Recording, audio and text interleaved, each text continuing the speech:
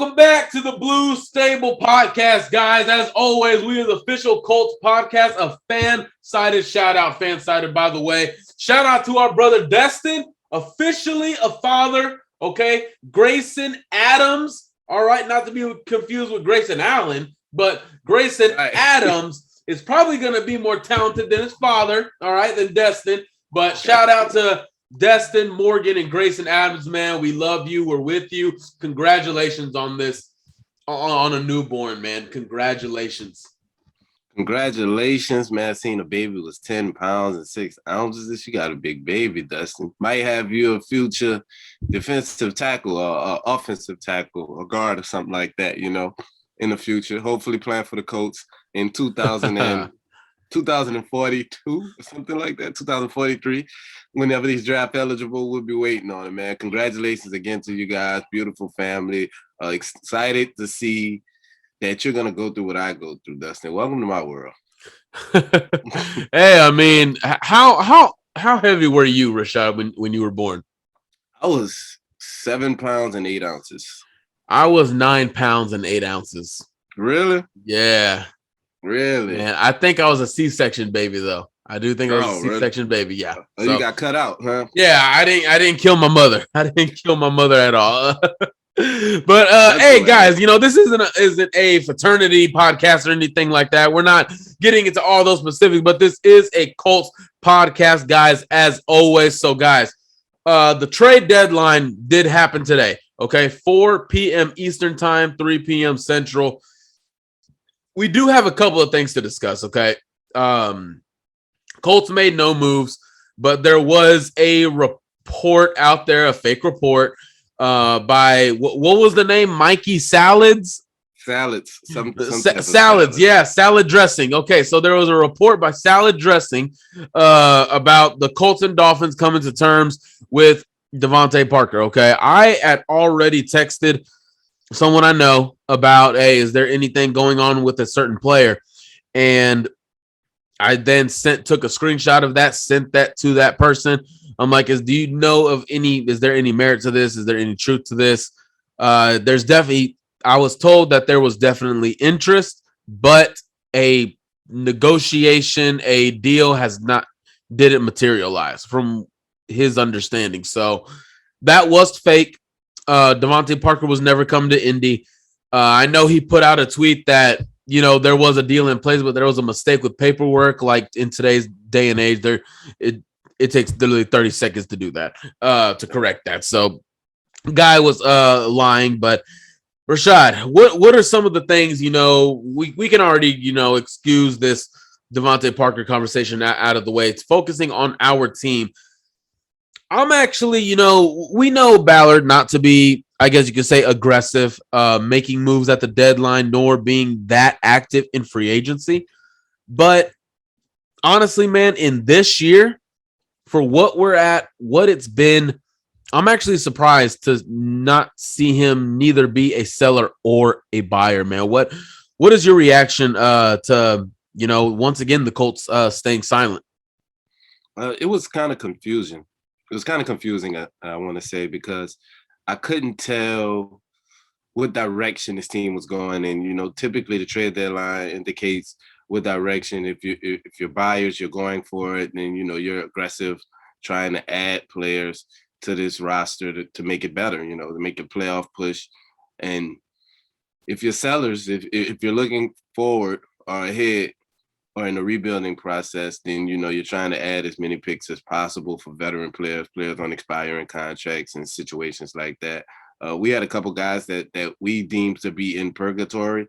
I know you spoke to one of their agents today, and but they decided to do nothing with those guys. Like, they're not moving those guys, so maybe they still believe in them. Maybe somebody in the front office is high on those guys, and maybe a different coaching staff or something like that will truly unlock these guys, and maybe they feel like that, so that's why they didn't pull the trigger.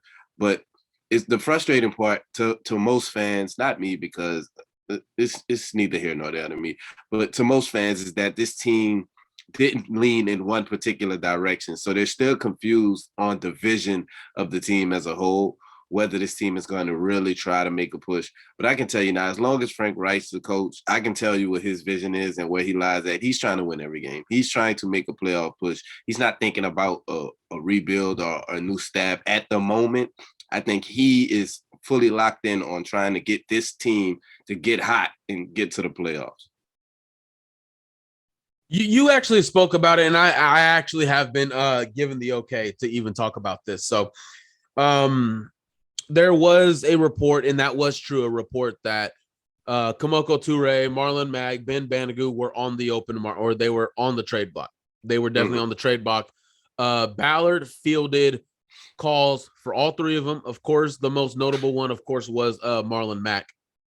But from what I can attest to, for Ben, Ballard still believes in Ben.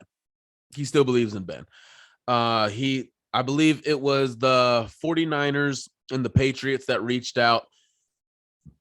The Ballard was wanting a high pick, 3rd, 4th round pick, but San Francisco, New England, they weren't going to pull the trigger on that. So those talks ended, I believe, like last week. So there was definitely, he'll always listen to offers. He'll always listen to offers because you never know what could be brought to the table. But the fact that he wants a 3rd and 4th round pick still means that he looks at Ben as still a quality player. I can't say too much on Toure. There were some calls about him, but those talks never truly materialized, mostly because other teams wanted to give less draft compensation because of his injury history. That's the reason why. Ballard, again, he wanted around the same as Bandigu, a 3rd or 4th round pick. So those trade talks never materialized. They never, I don't even think he received a call today about either of them, if I'm not mistaken. So Ben does want to stay in Indy. Okay. I can't really say any more on top of that. I haven't been given the okay to say anything on top of that, but I do know that he wants to stay in Indy. He was on the trade block. Ballard's always going to listen, but he values Bandigu a lot. And, I would like to explore that, get into that a little bit more, but I have to keep my word and respect to other people's wishes. So we're going to move forward from that.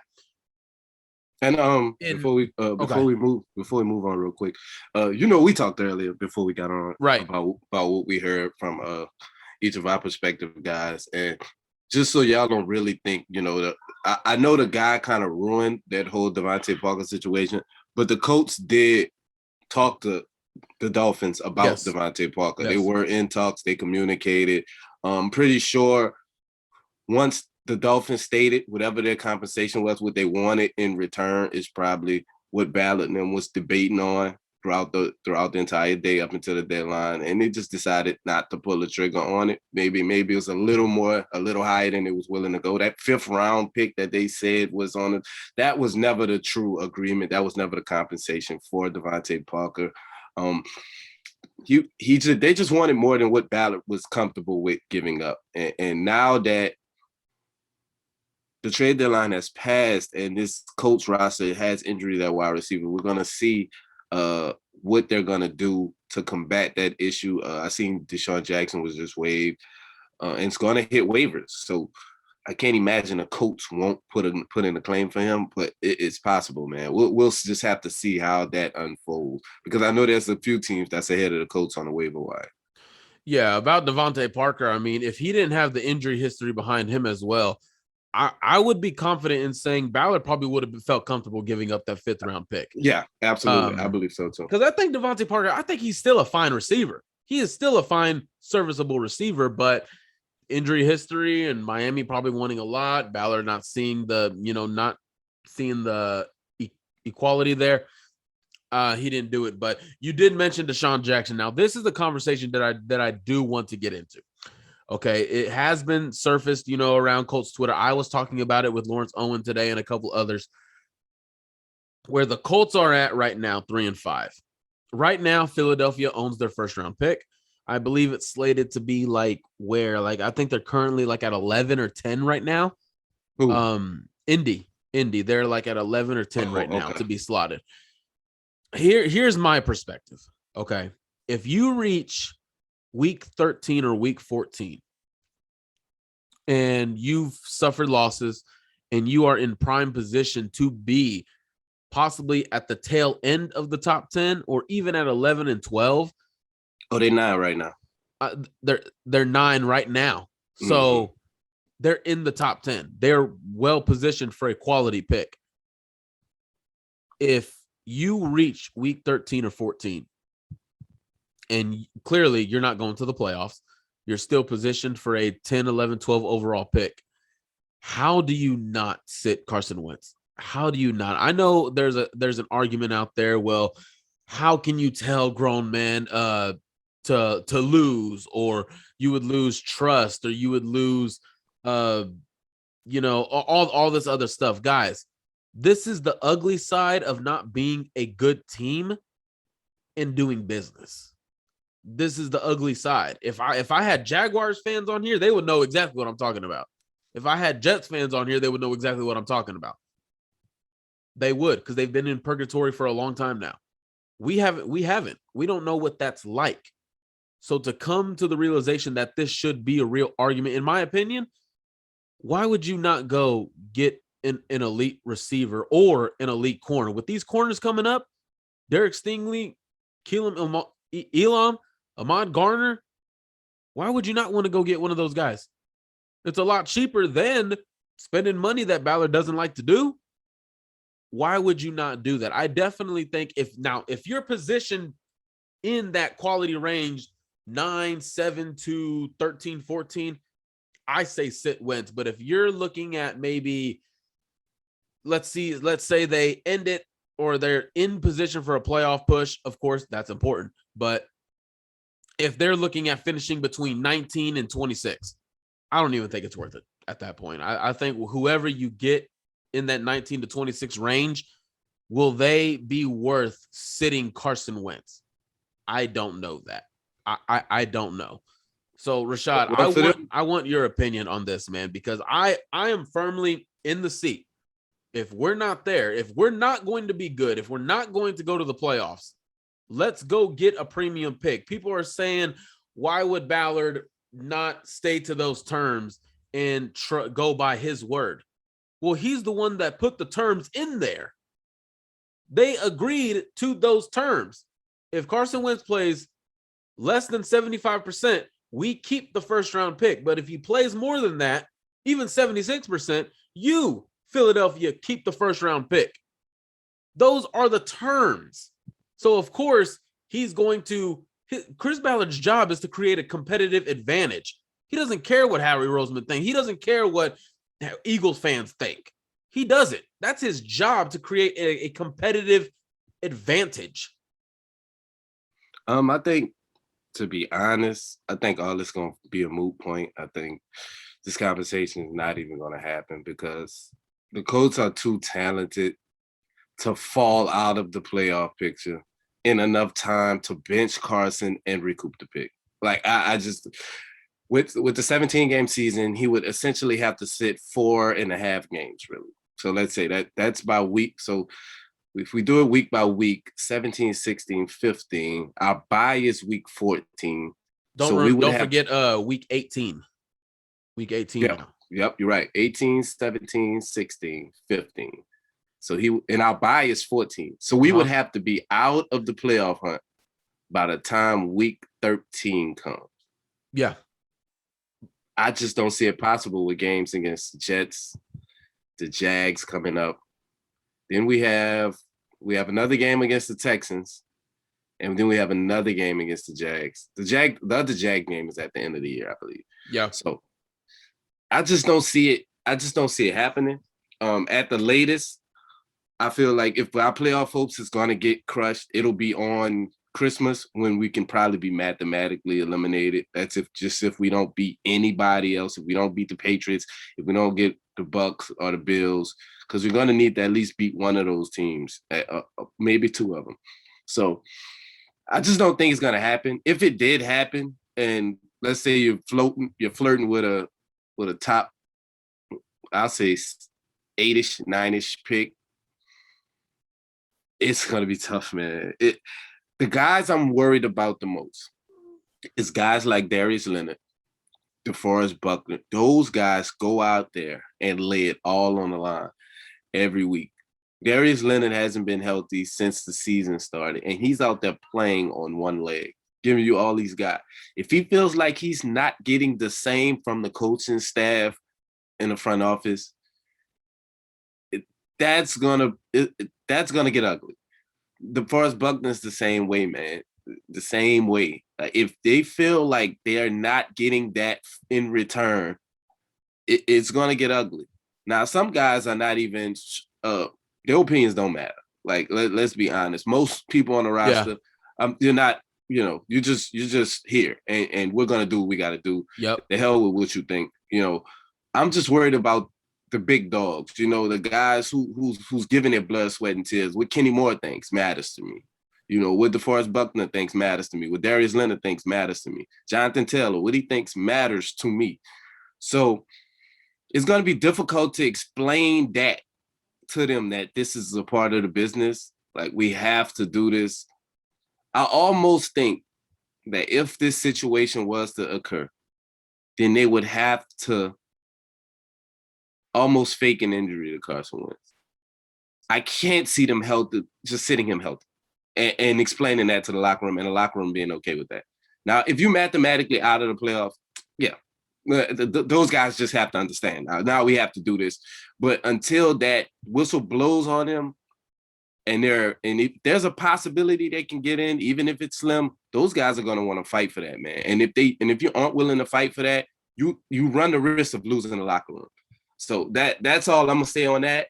But if they're mathematically out and Ballard still just wants to play cards, that's asinine. Like, that would be the craziest thing, and would be considered a huge failure, in my opinion, if you don't recoup that pick and you're mathematically eliminated from the playoffs.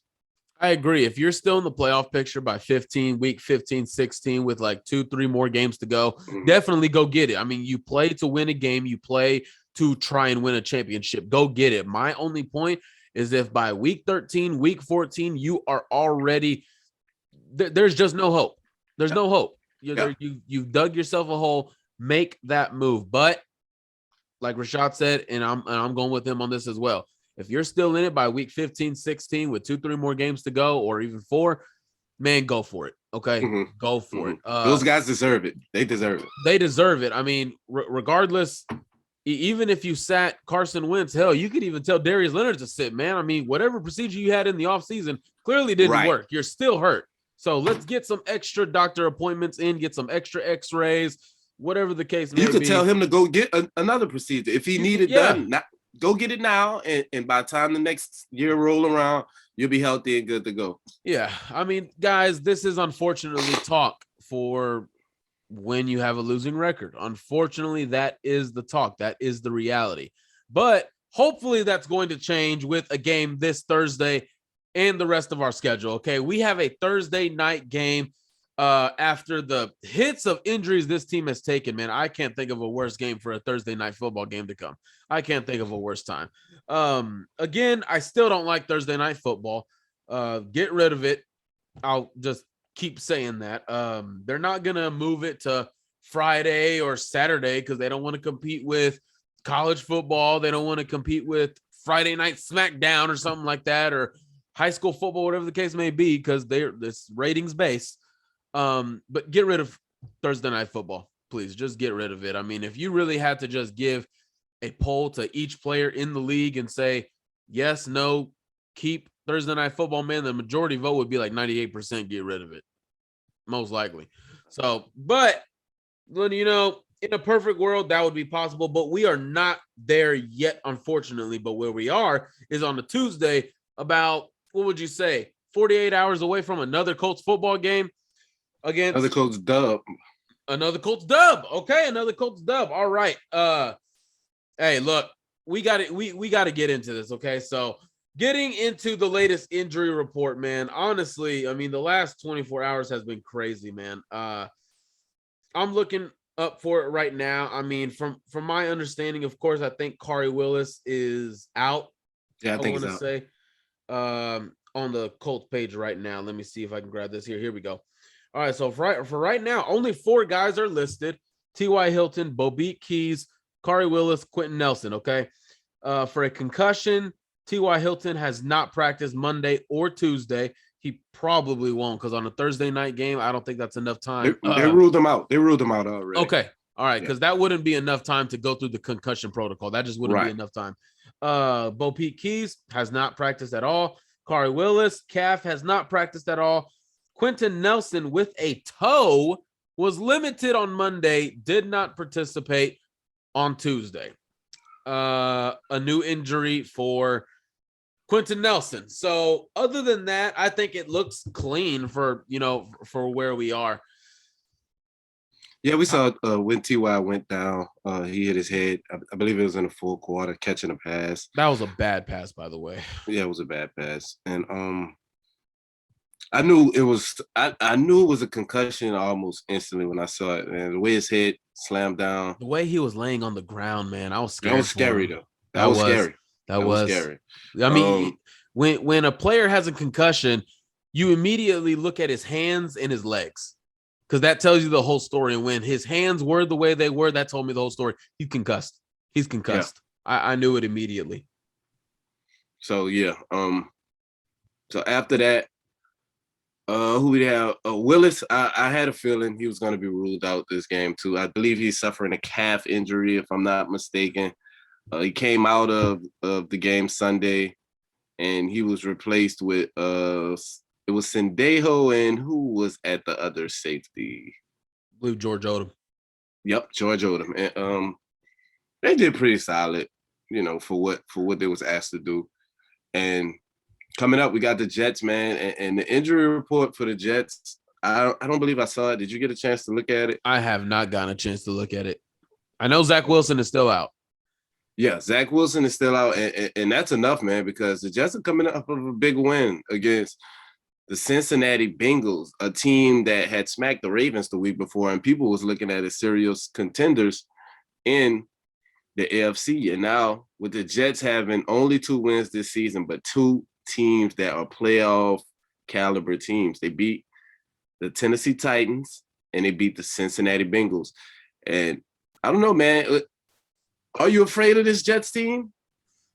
Well, Mike White definitely showed something against the Bengals. He definitely showed. I mean, I don't even know who the hell this guy is, but he came out of nowhere. Apparently, he played college basketball, and now he's an NFL quarterback. How in the hell are these guys getting jobs? I don't know. I don't know, man. I mean, getting you a personality gets you from the 4th string to the 3rd string. Now you're the true backup in the NFL.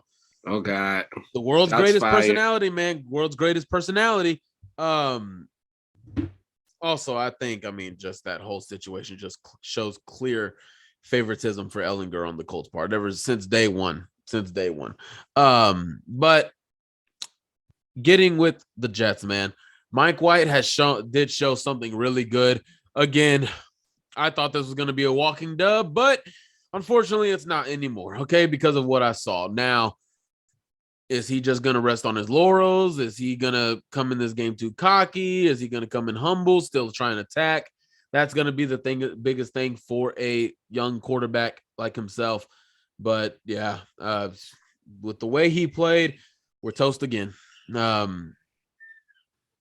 just don't even know. I mean, injury report-wise, I don't know what the Jets are looking at. I'll look it up here. I'll search for it right here. But getting into matchups, okay? Getting into matchups that we like in this game, okay? I think there should be plenty of them that we like in this game. So, Rashad, start us off, man. What do we like in this game? Let's start with Jonathan Taylor against this Jets defense. What I do like about the Jets defense, and I'll say this, is their defensive tackles. You know, me and you talked about this earlier. They're stout as far as their defensive tackles go. Quinn Williams and Sheldon Rankins, I believe. They defend the run pretty well, but they haven't seen anybody like Jonathan Taylor. Let's just be honest here, man. Jonathan Taylor is a different type of beast.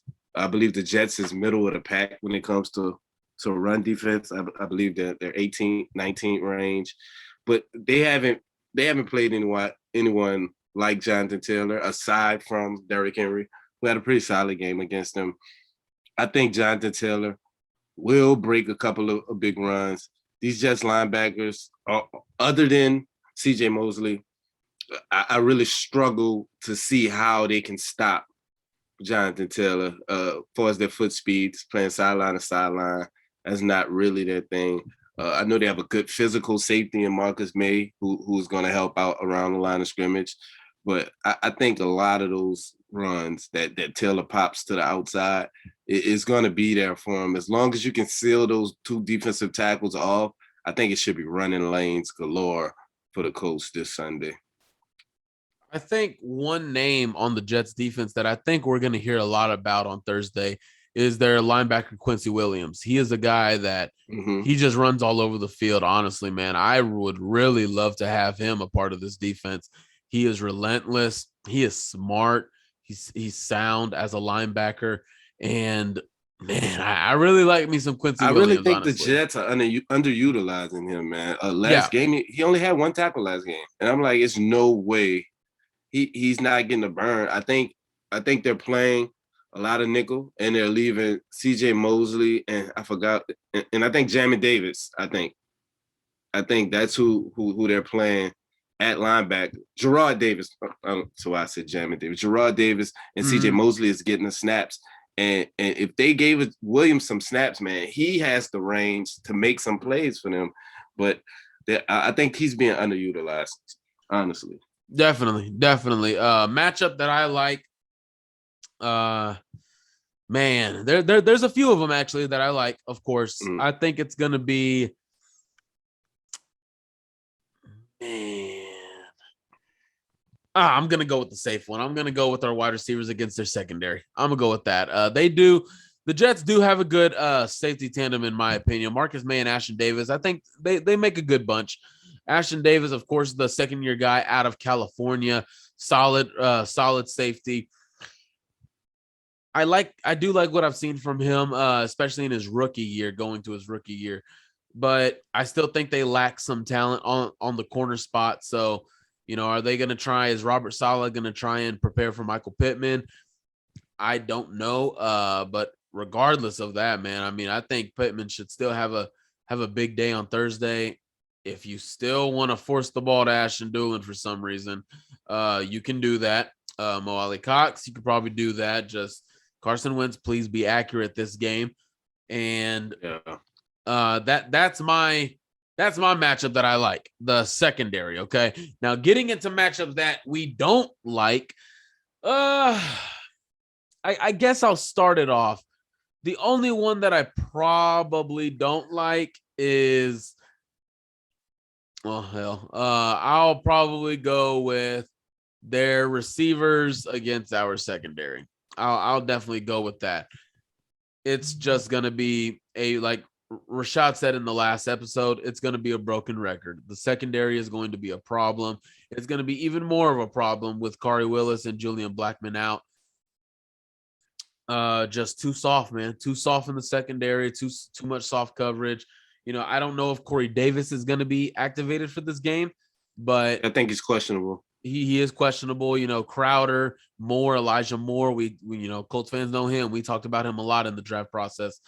That's a good bunch right there. Definitely some talent, definitely some speed, but it's going to be the matchup that I dislike the most. I mean, Xavier Rose continuing to be very, very, very inconsistent. The safeties are, they're trying out there. Kenny Moore, Rocky Sin, Isaiah Rodgers definitely showing some good stuff. I would really love to see the bold move and start Isaiah Rodgers and put Rocky Sin in Xavier Rhodes' spot. I would love to see that move be made just because of the consistency that Isaiah Rodgers has shown in Rocky Sin's absence. I think he's shown good consistency, good technique. He knows what he's supposed to do. He knows where he's going.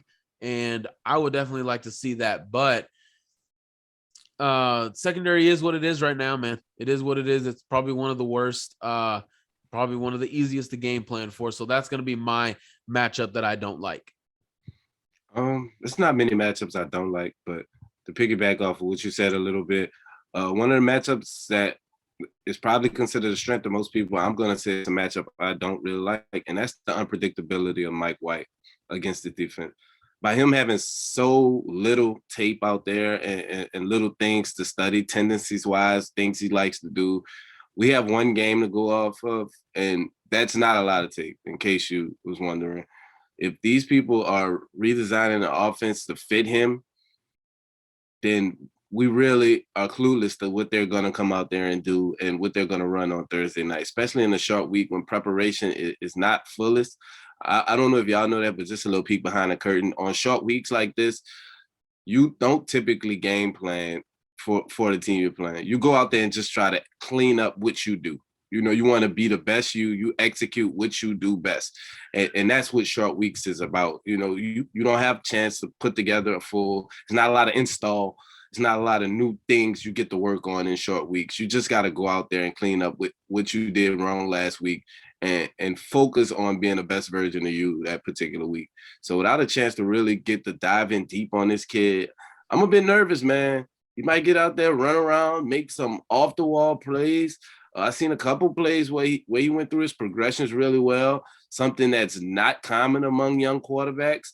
But Mike White looks like he was really settled in, man. It wasn't a bunch of luck stuff. He made some great throws. Now, I can say he did have the most yak yards from his receivers and running backs in the NFL this past week, which means he threw a few short balls that, due to poor tackling on Cincinnati's end, led to some big plays. But he made some great throws too, man. So, you know, we can't underestimate this kid.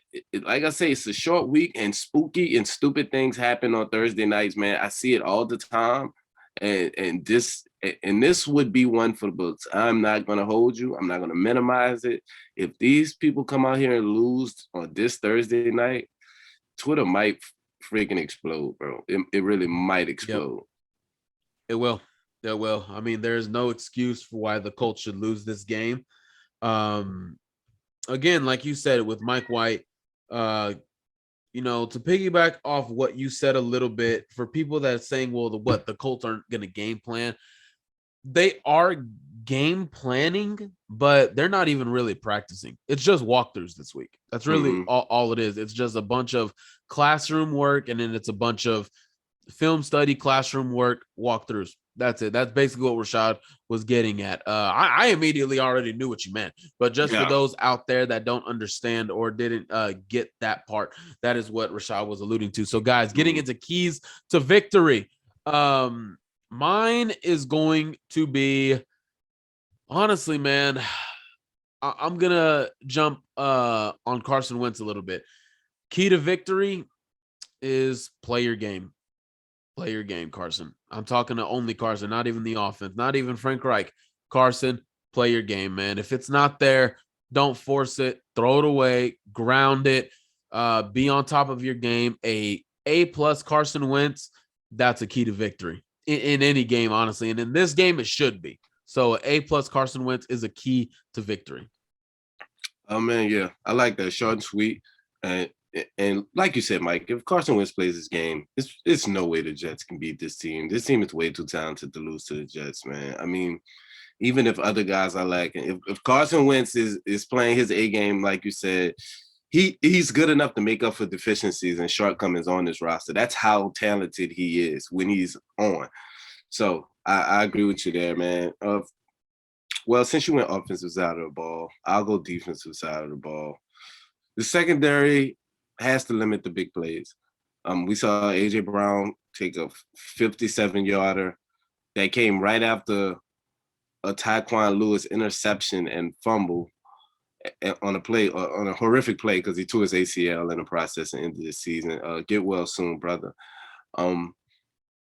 We saw right after that, the very next play, 57-yard touchdown by A.J. Brown on a pathetic effort by Xavier Rhodes, something that's completely inexcusable. But what I'm going to say is limit the big plays on defense and get back to creating turnovers. Darius Leonard, I know you made some tackles, We missed you last week, man. We needed one of them Darius turnovers. And look how spoiled I am. I want Darius to force a turnover every game, man. That's just how spoiled he has made us. And we expect that from you, bro, because you're that talented. You're that gifted as a linebacker. And even though you're out there playing on one wheel, you're playing sideline to sideline. You're making big plays. You're making a splash plays that we need you to make. I see Bobby Okereke. I'm sorry. I'm never going to get used to saying that. Bobby is filling in the run game. He's making more tackles. He's looking a lot better than he looked earlier in the season. Just continue defense to do what you do. And please, please, please, please limit the big plays and do not let Mike White get into a rhythm by hitting these short passes right at the sticks, getting first downs and moving the ball down the field easily. We have to not let this kid get in the rhythm, rattle him early, and we'll be fine. So my last key to victory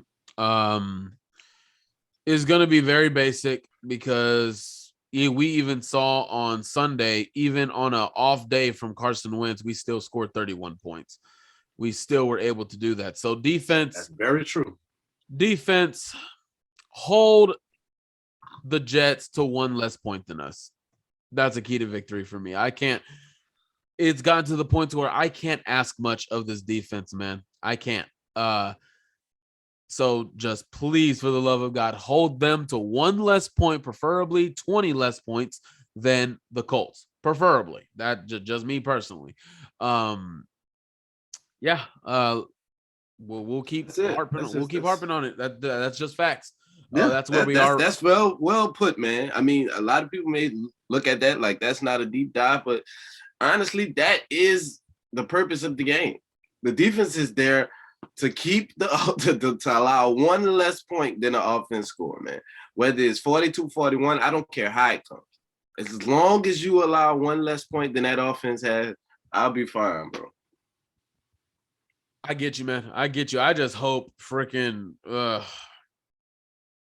it's just a broken record at this point, man. It's just a broken record at this point. But guys, definitely tune into the show. Tune into the game first off, man. I don't know if we're going to get any love or hate on Thursday, but before we wrap this show, we got to hit you with some predictions, guys. So, Rashad, go ahead and kick us off, man. What is your prediction for Thursday night's game against the New York Jets? Man, I'm going big here, man. This will be the Colts' biggest win of the season. No, it won't. No, it won't. They beat the Texans 31-3. I forgot about that. I got 34-14, man. I have 34-14. I expect this offense to hit the ground running. I expect this defense to play better than what they played. They showed some signs last week. It was better as far as them stuffing the run. Tannehill still got into a rhythm way too easily, and the tight ends were getting too many easy passes in the middle of the field. But hopefully they saw that and they correct that. And I'm expecting a 20-point victory, man. I'm going 34-14 here. Colts. 24-14, only 24 points? No, 34-14. Oh, 34-14. Okay, I was about to say, 34-14. Man, Rashad. All right. Man. You know, I would love the blowout game. I definitely would. I'm going to go with the Colts as well. I'm going to go with the Colts. 38. I'll go with 38. 38-21. I'll say that 38-21, the Colts. All right. Comfortable victory. Comfortable victory. Again, they are playing our defense, so they're probably going to get theirs. They're probably not. It might be a game in the first half, but hopefully in the second half we'll pull away. Definitely want to see a little bit of Jonathan Taylor usage. Again, I'm gonna keep on saying it. Get the ball to Michael Pittman.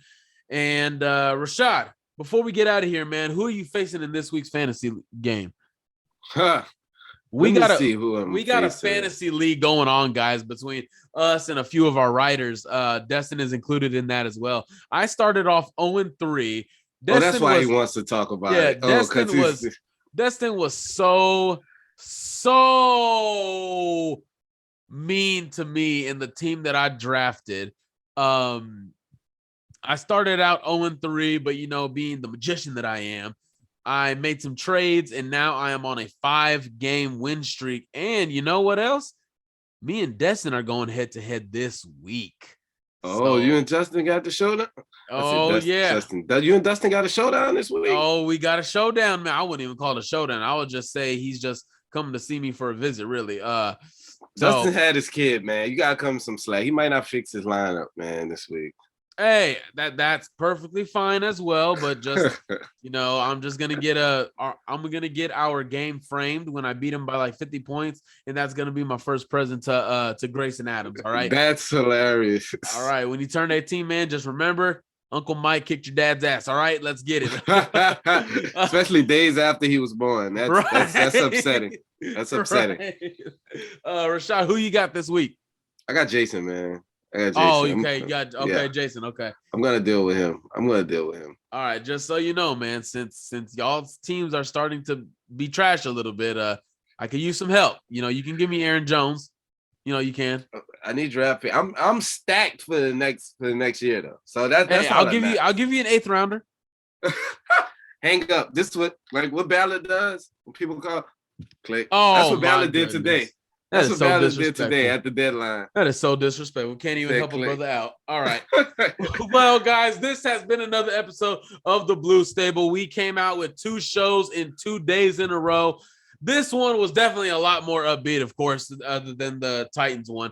But we're moving on to the New York Jets, trying to get to 4-5, improve to 4-5, and see if there's a chance that this team can get rolling, man. Maybe the defense can snap out of it. Maybe they can get the ball rolling, and Carson Wentz can bounce back in a great way. So, guys, he is Rashad McGinnis. I am Michael Terrazas. Don't forget to subscribe, leave a thumbs up, rate, review on Apple Podcasts, Spotify, YouTube, wherever you listen to the show. Thank you again, guys. As always, go Colts. We'll see you next week.